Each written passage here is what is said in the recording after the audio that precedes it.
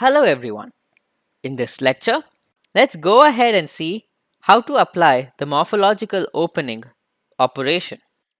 So, for this technique, let us create a variable called img underscore opn, and for this, we are going to be assigning the cv2 dot morphology ex function.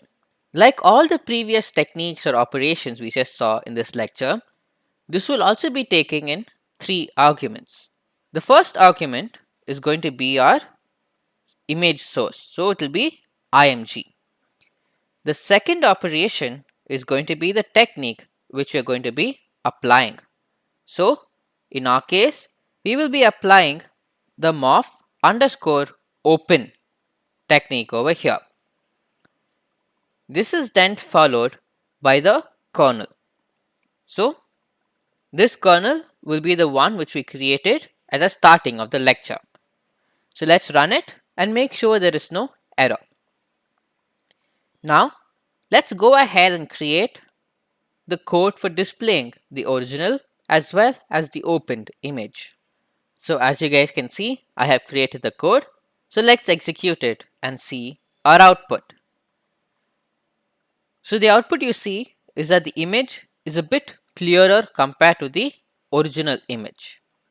So now, instead of using the original image, why don't you guys try using the eroded or the dilated image to see how the output image looks like.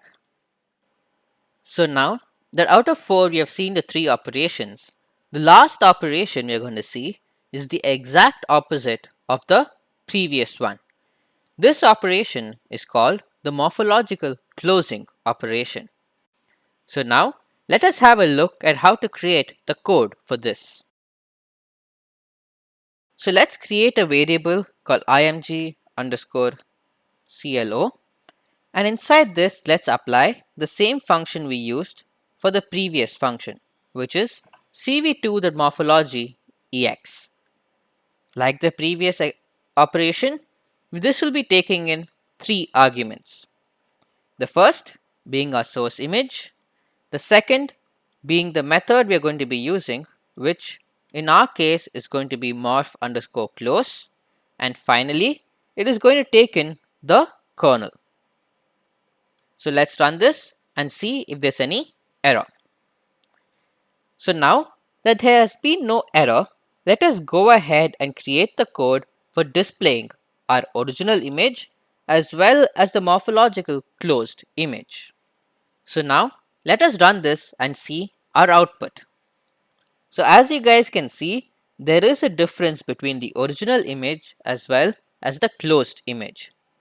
So what I would like you guys to do is now try using the eroded or the dilated image instead of the source image over here. There are 3 other remaining morphological operations, that is the morphological gradient, top hat and black hat. We would like you guys to go ahead and try these operations on your own. All you guys have to do is in the function, instead of having cv2.morph underscore close, change it with cv2.morph underscore gradient for the morphological gradient technique, cv2.morph underscore top hat for the top hat technique, and finally cv2.morph underscore black hat for the black hat technique.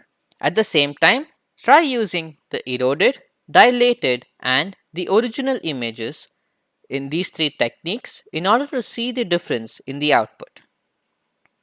Thank you. See you guys in the next lecture.